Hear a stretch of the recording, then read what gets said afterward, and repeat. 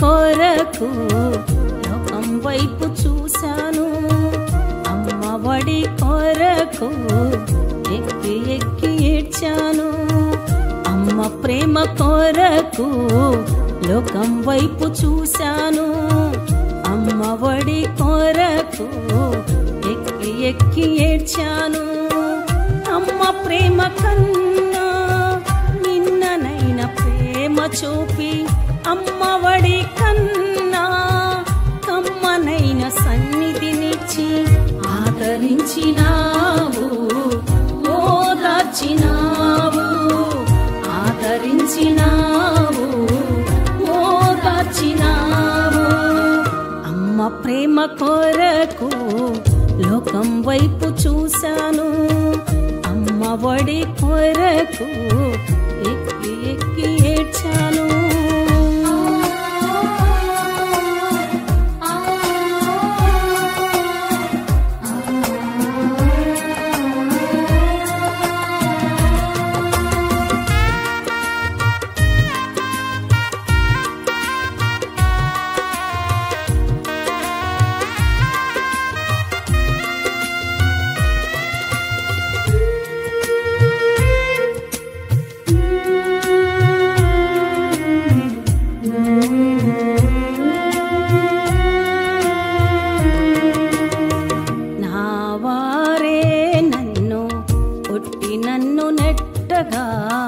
నా హృదయం నాలో వేదన పడగా,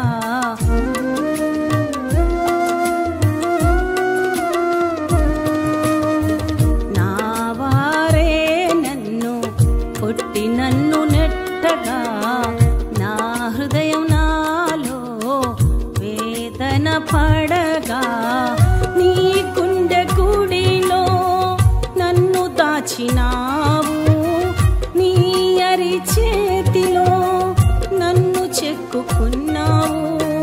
నీ గుండె గుడిలో నన్ను దాచినావు, నీ అరి చేతిలో నన్ను చెక్కుకున్నావు. ఆదరించినావు, ఓదార్చినావు, ఆదరించినావు, ఓదార్చినావు. అమ్మ ప్రేమ కొరకు లోకం వైపు చూశాను, అమ్మ ఒడి కొరకు ఎక్కి ఎక్కి ఏడ్చాను.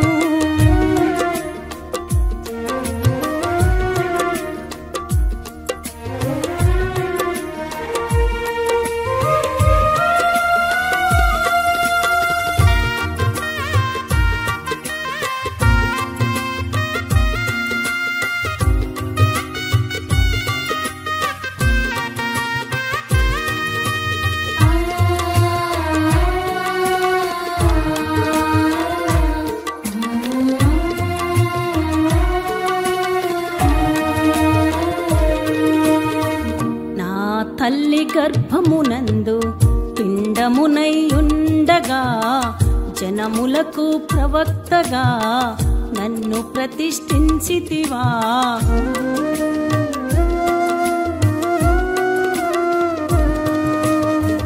నా తల్లి గర్భమునందు పిండమునై ఉండగా, జనములకు ప్రవక్తగా నన్ను ప్రతిష్ఠించితివా. పాపినైన నాకై ప్రాణం పెట్టావా, పరలోకం నాకివ్వా సిలువలో బలి అయ్యావా. పాపినైన నాకై ప్రాణం పెట్టావా, పరలోకం నాకివ్వా సిలువలో బలి అయ్యావా. ఆదరించినావు, ఓదార్చినావు, ఆదరించినావు, ఓదార్చినావు. అమ్మ ప్రేమ కొరకు లోకం వైపు చూశాను, అమ్మ ఒడి కొరకు ఎక్కి ఎక్కి ఏడ్చాను.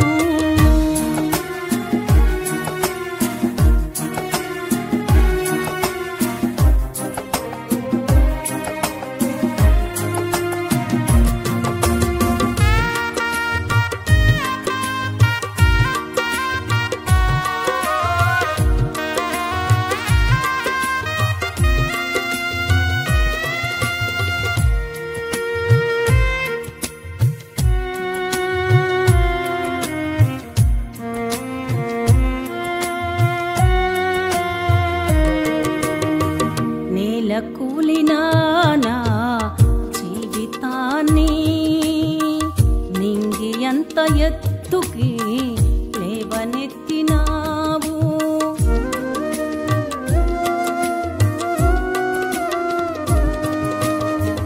నేల కూలిన నా జీవితాన్ని నింగి ఎంత ఎత్తుకి లేవనెత్తినావు. మహిమను విడచి భూమిపైకి దిగి వచ్చి మార్గము చూపిన నా యేసయ్యా. మహిమను విడచి భూమిపైకి దిగి వచ్చి మార్గము చూపిన నా యేసయ్యా. ఆదరించినావు, ఓదార్చినావు, ఆదరించినావు, ఓదార్చినావు. అమ్మ ప్రేమ కొరకు లోకం వైపు చూశాను. అమ్మ ఒడి కొరకు ఎక్కి ఎక్కి ఏడ్చాను. అమ్మ ప్రేమ కొరకు లోకం వైపు చూశాను. అమ్మ ఒడి కొరకు ఎక్కి ఎక్కి ఏడ్చాను.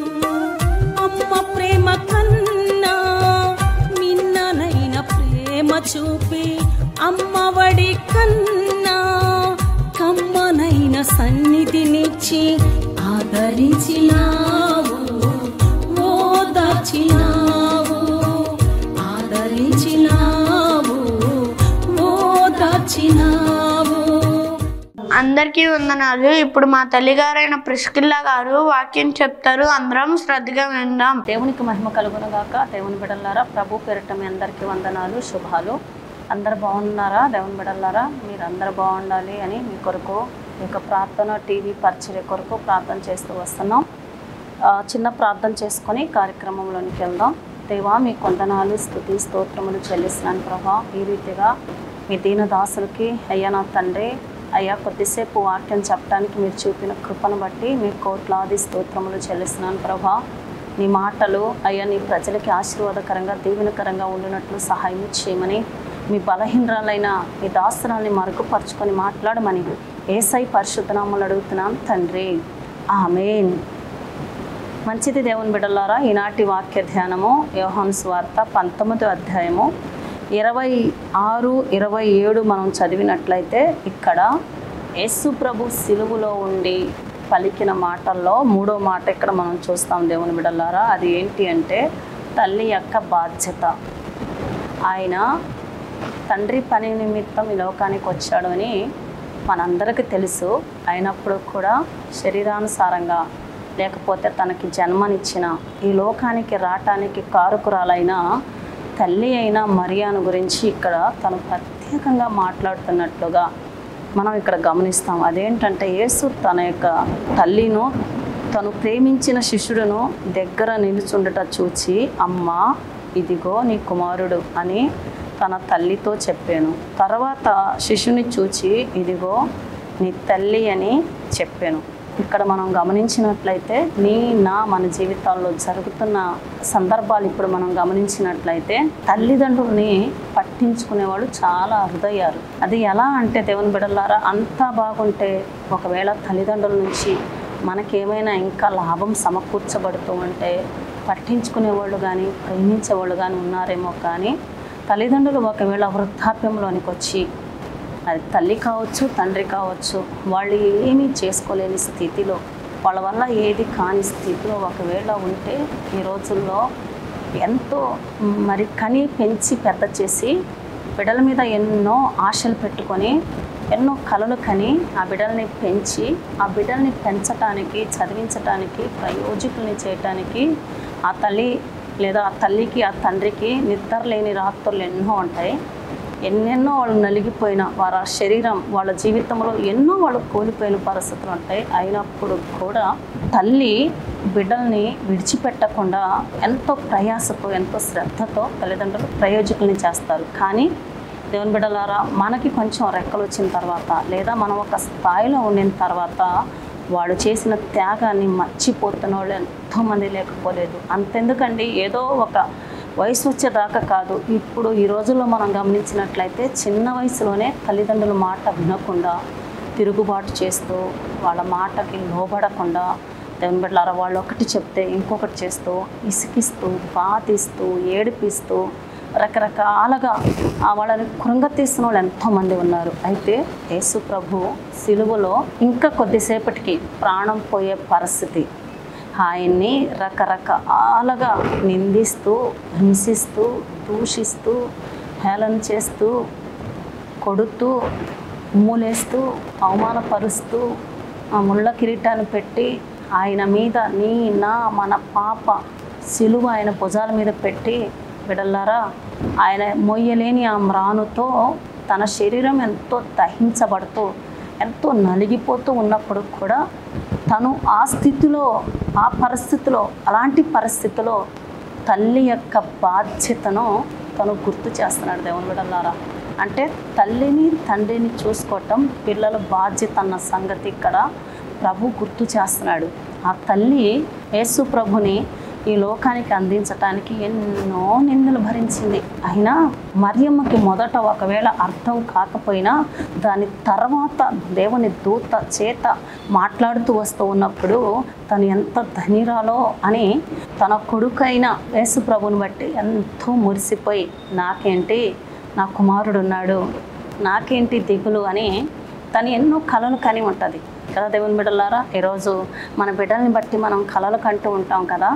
ఒకవేళ ఒక్కడే కొడుకున్నా లేదా ఇద్దరు కొడుకులున్నా ముగ్గురు కొడుకులున్నా నాకు ముగ్గురు కొడుకులు నాకేంటి అని అదొక రకమైన అతిశయముతో సంతోషముతో కూడిన అతిశయపడుతూ ఉంటాం కదా. మరియమ్మ కూడా అలాగే ఎంతో సంతోషించి ఉంటుంది. యేసు ప్రభు చేసిన కార్యాలని కూడా విన్నప్పుడు, యేసు ప్రభు ద్వారా అద్భుతాలు జరుగుతూ ఉన్నప్పుడు, ఆశ్చర్యములు జరుగుతూ ఉన్నప్పుడు, లేదా యేసు ప్రభు ద్వారా కొంతమంది తల్లులు ఆదరించబడుతూ ఉన్నప్పుడు, ఓదార్చబడుతూ ఉన్నప్పుడు, ధైర్యం తెచ్చుకుంటూ ఉన్నప్పుడు, బలపరచబడుతూ ఉన్నప్పుడు, ఆరోగ్యం పొందుకుంటూ ఉన్నప్పుడు, ఆయన చేసిన ఘనకార్యాల గురించి వింటూ చెప్పుకుంటూ ఉన్నప్పుడు తల్లి అయిన మరియా హృదయం ఎంతో ఉల్లసించి ఉంటుందండి, ఎంతో పరవశించి ఉంటుంది, ఎంతో పరవలు తొక్కి ఉంటుంది. నేను ప్రారంభంలో యేసు క్రీస్తుని ఈ లోకానికి అందించడానికి ఎన్నో నిందలు అవమానాలు భరించాను, కానీ అసలు సృష్టికర్తని ఈ లోకానికి నేను అందించటానికి నేను ఎంత ధన్యురాలని ఆ నిందల అవమానాలని మర్చిపోయి సంతోషిస్తూ ఇంకా నాకేంటి అసలు భయము, నాకు మిగతా బిడ్డలు ఉన్నా వాళ్ళు నన్ను పట్టించుకున్నా పట్టించుకోకపోయినా, వాళ్ళు నన్ను చూసుకోకపోయినా, వాళ్ళు నా దగ్గర ఉన్నా లేకపోయినా నాకేంటి అని అతిశయపడి ఉంటుంది. యేసు నాకుంటే చాలా అనుకొని ఉంటుంది. కానీ దేవుని బిడ్డలారా ఆమె కళ్ళ ముందు యేసు ప్రభుకి ఇటువంటి ఈ యొక్క సిలువ అనే ఈ శ్రమ పాపుల చేత యేసు ప్రభువు కొట్టబడుతూ నెట్టబడుతూ పడుతూ లెగుస్తూ ఒక్కొక్క దెబ్బకి తన చర్మం ఊడి వస్తూ ఉంటే, ఒక్కొక్క దెబ్బకి తన రక్తం కారుతూ ఉంటే తను నోరు తెరవకుండా మౌనంగా ఆ యొక్క భారాన్ని భరిస్తూ ఉంటే ఆ తల్లి నిజంగా ప్రతి దెబ్బ తనకు తగిలినట్లుగా బాధపడి ఉంటుంది. అంతేకాదు నా కుమారుడు అయిన యేసు నా నుండి దూరము కాడు, నాకున్నాడు అని తను ఎంతో సంతోషించిన ఆ కళలన్నీ కూడా ఏమవుతున్నాయి అంటే ఇప్పుడు తను కనిన కళలన్నీ అడియాసలుగా మార్చబడుతున్నాయి. కన్న కొడుకుని చూడలేకపోతుంది, ఆ స్థితిలో నలిగిపోతూ ఉంది, ఏడుస్తూ ఉంది. రేపు నుంచి అనేక మంది అవమానపరచడానికి సిద్ధంగా ఉన్నారు. నా కొడుకున్నాడని అతిశయపడ్డావు కదా, చెప్పుకున్నావు కదా, నాకేంటి అనుకున్నావు కదా అని అనేక మంది ఆమె మీద రాళ్ళ లాంటి మాటలు రాబోతున్నాయి. అయితే దేవుని బిడ్డలారా ఇవన్నీ జ్ఞాపకము చేసుకుంటూ ఆమె ఏమీ చేయలేని స్థితిలో ఆ సిలువ తను మొయ్యలేదు, ఆ దెబ్బలు తను తినలేదు, యేసు ప్రభుకి బదులుగా తను ప్రాణం పెట్టలేదు. ఒకవేళ పెట్టినా ప్రయోజనం లేదు, అది ఆయన ద్వారానే జరగాలి, అది ఆయనే చెయ్యాలి. ఆయన చేయటానికే ప్రాణం పెట్టడానికే మన కొరకు రక్తాన్ని కార్చటానికే ఆయన ఈ లోకానికి వచ్చాడు. కాబట్టి ఇదంతా జరుగుతూ ఉన్నప్పుడు దగ్గరలోనే ఉండి చూస్తున్న మరియ ఆ ప్రతి దెబ్బ ప్రతి బాధ సిలువలో ఆయన త్యాగం, ఆయన ఓర్పు, ఆయన సహనం ప్రజల కొరకు ఆయన ద్వారా జరగబోతున్న ఈ పరిస్థితి అంతా గమనించినప్పుడు మరియా హృదయం నిజంగా ఎంత వేదన పడి ఉంటుందో. ఒక పక్క నా బిడ్డకి ఇలాంటి పరిస్థితి అని, రెండోది రేపటి నుంచి నా యేసు నాకు లేడు, ఎన్నో ఆశలు పెట్టుకున్నాను కదా, ఇక నా పరిస్థితి ఏంటి అని కృంగిపోతున్న స్థితిలో, ఆ స్థితిలో కూడా సిలువలో ఉండి ఆయన పలికిన 7 మాటల్లో 3వ మాట ఏంటంటే తల్లి వైపు చూశాడు. దేవుని బిడ్డలారా, ఇక్కడ నన్ను ఒక మాట అడగనివ్వండి, ఈరోజు మీ తల్లి ఎక్కడుంది? దేవుని బిడ్డలారా, మీ తండ్రి ఎక్కడున్నాడు? తల్లిదండ్రులు ఎన్నో ఆశలు నీ మీద పెట్టుకొని ఉంటారు కదా, ఎన్నో ఆశలతో నిన్ను నన్ను మనల్ని పెంచి ఉంటారు కదా. దేవుని బిడ్డలారా, నీ మీద కూడా ఎన్నెన్నో ఉద్దేశాలు పెట్టుకొని, ఆశలు పెట్టుకొని, వారికి ఉన్నవి కూడా అమ్మేసి నాకు లేకపోయినా పర్వాలేదని, నా బిడ్డ బాగుంటే చాలని నిన్ను చదివించుట కొరకు కావచ్చు, లేకపోతే నీకు అనారోగ్యం వస్తే నిన్ను కాపాడుకొనుట కొరకు కావచ్చు, నిన్ను బ్రతికించుకొనుట కొరకు కావచ్చు, నీకు కావాల్సిన అవసరతలు తీర్చుట కొరకు కావచ్చు, వాళ్ళకంటూ ఏది దాచుకోకుండా, ఏది మిగుల్చుకోకుండా, నా కొడుకుంటే చాలు అన్నీ ఉన్నట్లే, నాకు నా కూతురుంటే చాలు అన్నీ ఉన్నట్లే అని తల్లిదండ్రులు ఎంతో త్యాగం చేసి ఒక గొప్ప ప్రయోజకురాల్ని చేసిన తర్వాత ఈరోజు ఎంతమంది అండి ఆ తల్లి తండ్రి త్యాగాన్ని మర్చిపోయి తిరుగుతున్న వాళ్ళు ఎంతమంది అండి. తల్లి ఒకవేళ ఫోన్ చేసినా ఫోన్ ఎత్తకుండా నిర్లక్ష్యం చేసేవాళ్ళు. ఒకవేళ ఎంతమంది అండి తల్లి ఫోన్ చేస్తే ఎందుకు పొద్దుగుకులు ఫోన్ చేసి నన్ను ఇసుకిస్తున్నావు, నేను బిజీగా ఉన్నాను అనేవాళ్ళు. ఎంతమంది అండి తల్లి బాధ్యతను మర్చి నాకు నా పరిస్థితే బాగలేదని, నా బిడ్డలు నా కుటుంబం చూసుకోవటమే కష్టంగా ఉందని, నా కుటుంబాన్ని చూసుకోవటానికి నాకు కుదరట్లేదని, నా వల్ల కావటం లేదని తల్లిని తండ్రిని పక్కన పెడుతున్న వాళ్ళు ఎంతమంది అండి. అయితే ఈ వాక్యం ద్వారా మనం నేర్చుకోవాల్సిన విషయం ఏంటంటే తల్లి తండ్రిని చూసుకునే బాధ్యత నీ మీద ఉందన్న సంగతి మర్చిపోవద్దు. అందుకనే నిర్గమకాండంలో 20వ అధ్యాయము 12వ వచనంలో మనం గమనించినట్లయితే మోషేకు దేవుడిచ్చిన ధర్మశాస్త్రంలో 10 ఆజ్ఞలో ఒక ఆజ్ఞ ఏంటో తెలుసా దేవుని బిడ్డలారా? నీ తల్లిని నీ తండ్రిని సన్మానించాలి అని. అదే రీతిగా ఎఫెసీయులకు రాసిన పత్రిక 6వ అధ్యాయము 1వ వచనంలో నీ తల్లిదండ్రుల్ని సన్మానించుము, తల్లి తండ్రిని సన్మానించువాడు భూమి మీద దీర్ఘాయుష్మంతుడవుతాడని. ఈరోజు అనేక మంది అర్ధాయుష్ అనగా 30 సంవత్సరాల లోపు 40 సంవత్సరాల లోపు అకస్మాత్తుగా హార్ట్ అటాక్ అని, ఇంకా రకరకాల సమస్యలు, యాక్సిడెంట్లని, దేవుని బిడ్డలారా ఎన్నో కలలు కంటున్న తల్లి తండ్రి ఈరోజు అయ్యో నాకు ఒక్కగానే ఒక కొడుకు ఇలా అయ్యాడే, యాక్సిడెంటే, బలహీనతే, మంచం పట్టాడే, హాస్పిటల్లో ఉన్నారని నలిగిపోవటానికి కారణం ఒకవేళ తల్లిదండ్రులు నిర్లక్ష్యం చేయటం వల్లేమో. నీ తల్లిని నీ తండ్రిని నిర్లక్ష్యం చేయవద్దని సామెతల గ్రంథంలో ఉంది. యేసు ప్రభు ఆ పరిస్థితులు ఆ సమయంలో తను నమ్మకమైన, ఎంత నమ్మకం అంటే తన హృదయాన్ని ఆనుకొని, తన గుండెకి ఆనుకొని ఉంటున్న, తనలాగా తన తల్లిని చూసుకోగలడు అని నమ్మిక కలిగిన శిష్యుడైన యోహానికి తల్లి బాధ్యతను అప్పగిస్తున్నాడు. ఇతడైతే నా తల్లికి నాకులాగే ఏ కొదువ లేకుండా, నా తల్లిని ఎలా పడితే అలా మాట్లాడకుండా, ఇసికించుకోకుండా, నా తల్లి తిన్నదా, ఆరోగ్యం ఎలా ఉంది అని ప్రేమతో కలిగిన పలకరింపు, కావాల్సిన సమస్తాన్ని నాకు జన్మనిచ్చిన నా తల్లిని పట్టించుకుంటాడని ఒక నమ్మికతో యోహాన్ని తల్లి యొక్క బాధ్యత అప్పగిస్తున్నాడు. దేవుని బిడ్డ, ఈరోజు నీ బాధ్యత ఏంటి? ఎప్పుడో సంవత్సరానికి ఒక్కసారి ఫాదర్స్ డేనో మదర్స్ డేనో ఆ రోజు ఫోన్ చేస్తున్నావా? ఆ రోజు కేక్ కట్ చేపిస్తున్నావా? ఆ రోజు సాల్వా కప్పుతున్నావా? మరి ప్రతిరోజు పరిస్థితి ఏంటి? ఒకవేళ నిజంగా యేసు ప్రభులాగా బాధ్యత ప్రతి బిడ్డ, ఒక తల్లికి 3 4 లేకపోతే 2 బిడ్డలు ఉంటే బాధ్యతగా శ్రద్ధగా నా తల్లిదండ్రులు ముఖ్యం, తర్వాత నా కుటుంబం, తర్వాత నా భార్య, తర్వాత నా బిడ్డలు అనే బాధ్యతతో ఒకవేళ చూసుకుంటే ఈరోజు వృద్ధులాశ్రయాలు, అనాథాశ్రయాలు ఉండవు కదా దేవుని బిడ్డలారా. ఎంతమందో ఎక్కడికమ్మా ఎక్కడికయ్యా అంటే ఇక్కడే నిన్ను పలాని గుడికో అక్కడికో ఇక్కడికో బంధువులు ఇంటికో అని చెప్పి వృద్ధులాశ్రయంలో ఎంత ఎంతమంది తల్లుల్ని వదిలిపెట్టి వస్తున్నారో.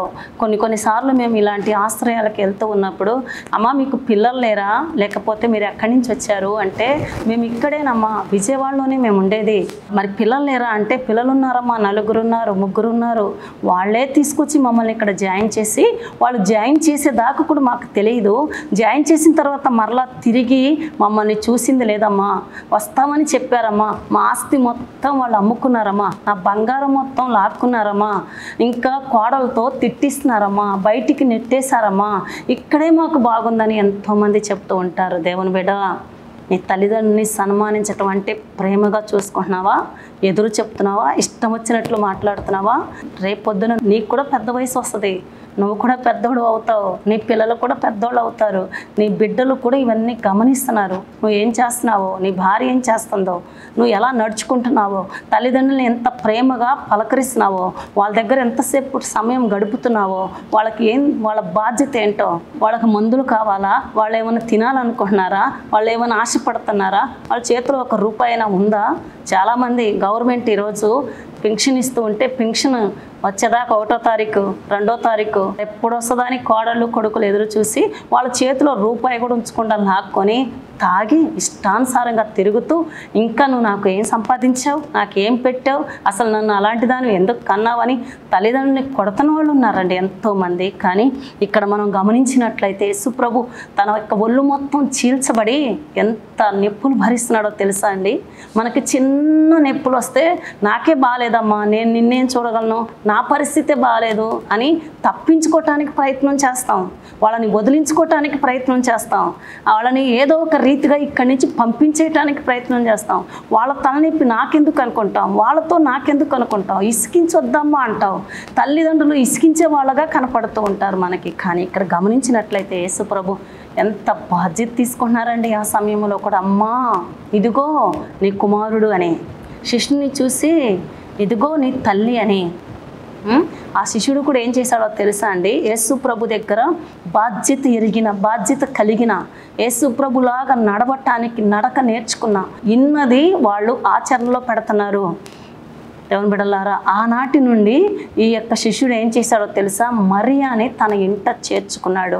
యేసుప్రభు ఉన్నప్పుడు తనకి ఎంత సంతోషం కలిగిందో, యేసుప్రభు ఉన్నప్పుడు తను ఎంత ధైర్యంగా ఉందో, నాకేంటి అని నా కొడుకున్నాడని అనుకుందో, ఆమె జీవితాంతము కూడా యోహాను తన్ని జాగ్రత్తగా చూసుకున్నాడండి. తన ఇంట చేర్చుకున్నాడంటే తన బాధ్యత తీసుకున్నాడు, తన కన్నీళ్ళు తుడిచాడు, తనకి నేనున్నాను అమ్మా అని ధైర్యం చెప్పాడు, ధైర్యపరిచాడు. అయితే ఈ వాక్యం వింటున్న నువ్వు ఎలా ఉన్నావు? నీ తల్లిదండ్రుల మాట వినట్లేదా? నీ తల్లిదండ్రులతో ఒకటి చెప్పి ఇంకొకటి చేసుకొని వస్తున్నావా? నీ తల్లిదండ్రులకి ఒకటి చెప్పి మోసం చేస్తున్నావా దేవుని బిడ్డ? నీ తల్లిదండ్రులకి అబద్ధాలు చెప్తున్నావా? ఒకవేళ తల్లిదండ్రుల మీద తిరుగుబాటు చేస్తే వారి కనులు, సామెతల గ్రంథంలో ఉంటుంది, లోయకాకులు పీకేస్తాయని, లేకపోతే శాపగ్రస్తులని. కోడళ్ళు కూడా అండి ఈరోజు అత్తగారు వద్దు, మామ వద్దు, వాళ్ళు ఎక్కడికైనా వెళ్ళిపోవాలి, వివాహమైన తర్వాత ఇంకా భర్తే. రేపొద్దున నువ్వు కూడా బిడ్డల్ని కంటావు కదా, నీ బిడ్డలు నువ్వు ఎలా పెంచావు అలాగే కదా నీ భర్తను కూడా పెంచారు. దేవుని నమ్మిన బిడ్డలే క్రైస్తవులలోనే ఎన్నో పోరాటాలు, ఆమె ఉంటే నేను ఉండను అని. కానీ ఇక్కడ జాగ్రత్తగా మనం గమనించినట్లయితే యేసు ప్రభు మనకు ప్రతి విషయంలో వాక్యమే మనకు మాదిరి అండి. ప్రతి విషయంలో వాక్యమే దేవుని బిడ్డలారా మన యొక్క గురి. వాక్యం మీదే మనం అనుకోవాలి, వాక్యానుసారంగా మనం జీవించాలి, వాక్యాన్ని అనుసరించాలి. మన ఇళ్ళల్లో అత్త కోడలు ఎలా ఉన్నారు, లేదా మన ఇళ్ళల్లో తల్లి యొక్క పరిస్థితి ఏంటి, తల్లి స్థానం ఏంటి, ఎక్కడో ఒక మూలన మన ఇళ్ళల్లో ఎలా ఉన్నాము? ఈ వాక్యం వింటున్న నువ్వే, నీ తల్లి నలిగిపోతుంది, గమనించావా? నీ తల్లి నీతో ఎన్నో చెప్పుకోవాలని ఆశపడుతుంది. ఎప్పుడైనా వెళ్ళి తల్లితో సమయాన్ని కేటాయించావా? ఏంటమ్మా నీ బాధని అడిగావా? నేను ఉన్నానమ్మా అని చెప్పావా? అమ్మ నన్ను క్షమించు, ఇన్ని రోజులు నేను పట్టించుకోలేకపోయానని తల్లి దగ్గర క్షమాపణ అడిగావా? అమ్మ నీతో నేను అబద్ధాలు చెప్పాను అని ఎప్పుడైనా సత్యం ఉన్నది ఉన్నట్లుగా తల్లితో చెప్పావా? నువ్వు ఒకవేళ పట్టించుకోకపోయినా, అబద్ధాలు చెప్పినా, మోసం చేసినా నీ తల్లి పిచ్చిది కదా, నువ్వు ఏం చెప్పినా నమ్మిద్దండి తల్లి. దేవుని బిడ్డ, నీ ముందు నీ తల్లి నీకు కనపడుతుందా? నీ తండ్రి కనపడుతున్నాడా? నీ అత్తమామల్ని ప్రేమిస్తున్నావా? వాళ్ళని మర్యాదిస్తున్నావా? ప్రేమతో పలకరిస్తున్నావా? బాధ్యత అని చెప్పి ఏదో 2 మాటలు చెప్పి వెళ్ళిపోతున్నావా? లేదా క్రియల రూపంలో చూపిస్తున్నావా? ఎలా ఉన్నావు? ఈ వాక్యం ద్వారా దేవుడు నీతో మాట్లాడుతూ ఉంటే సరిచేసుకుంటావు బిడ్డ. నీతోనే మాట్లాడుతుంది, నిన్నే దర్శిస్తుంది. ఒకవేళ ఈ వాక్యం వింటున్న తల్లులు ఉంటే, తల్లి నువ్వు భయపడకు. నజరేయుడైన యేసు నీ ప్రతి అవసరం తీరుస్తాడు. ఆయన వైపు చూడు. ఆయన నీ బాధ్యత, నీ భారం మోసే దేవుడు. నీ పాపం అనే భారం తన మీద వేసుకొని నీకు నాకు మనకి రక్షణ ఇవ్వటానికి లోకానికి వచ్చాడు. ఆయన రక్షకుడు, నిన్ను రక్షించడానికి వచ్చాడు. తాత్కాలికమైన సమస్యల వైపు చూడకు, నిత్యరాజ్యాన్ని ఇచ్చే యేసు వైపు చూడు. నీ కొరకు సిలువలో ఆ సిలువ మ్రానును నువ్వే, నేనే, మనమే మన పాపం అనే మ్రానును మోసిన యేసు వైపు చూడు. పాపం ఒప్పుకో. దగ్గరలో ఒకవేళ దేవుని సన్నిధి ఉంటే దేవుని సన్నిధికి వెళ్ళు. నీ కన్నీళ్లు తొడవబడతాయి. నీ పక్షాన నిలబడతాడు, నిన్ను ఆదరిస్తాడు, ధైర్యపరుస్తాడు, ఓదారుస్తాడు, నిన్ను పోషిస్తాడు. ఆయన గొప్ప పోషకుడు. నీకు కావాల్సిన ప్రతి అవసరత తీరుస్తాడు. నీ బిడ్డల కొరకు ప్రార్థన చేయి. వాళ్ళని శపించకమ్మా. ఒకవేళ మాట వినకపోతే ప్రార్థించు, శపించొద్దు. దేవుని చేతికి అప్పగించు. కాబట్టి మాటలు వింటున్నా నువ్వు ఎలా ఉన్నావో పరీక్షించుకుందామా?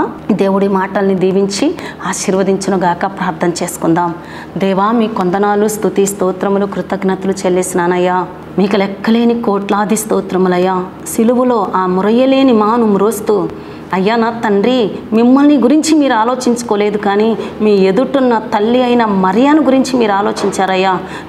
మాకు కూడా ప్రభా, దేవా మీ కొందనాలు. మా బాధ్యత ఏమై ఉందో, మేము ఎవరమో అయ్యా మాకు ఎంత బాధ్యత ఉందో మేము గ్రహించే వారంగా పెట్టయ్యా.